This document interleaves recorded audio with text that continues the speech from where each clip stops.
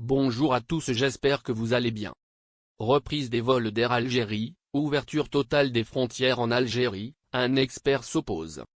Le directeur des activités médicales et paramédicales au CHU Mustapha Pacha, Rachid Belhadj, s'exprime au sujet de la reprise des vols d'Air Algérie et de l'ouverture totale des frontières.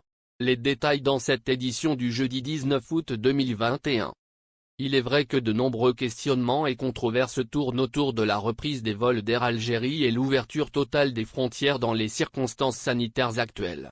Le PR Rachid Belhadj, qui se trouve être le directeur des activités médicales et paramédicales au CHU Mustapha, en a répondu à certains au micro de DZ News. En effet, en tant que spécialiste en la matière, Belhadj s'est exprimé au sujet de la reprise du trafic aérien en Algérie.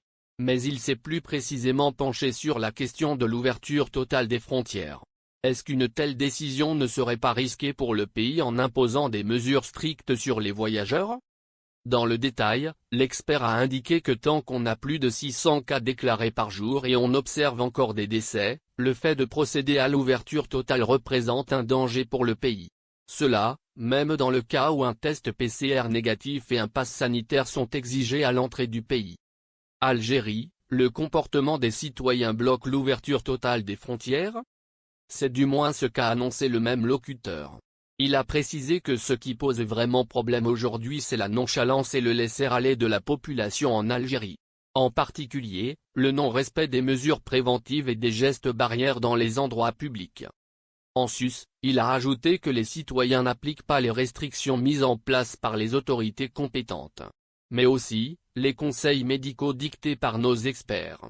De ce fait, il serait dangereux d'ouvrir les frontières totalement dans ces conditions. Cela dit, l'expert a indiqué que le jour où ces individus respecteront à la lettre les conditions relatives à la sécurité sanitaire de tout un chacun, et ce, en passant par le port du masque, le respect de la distanciation sociale jusqu'à la vaccination. À ce moment-là, les organismes spécialisés pourront procéder à une ouverture progressive des frontières.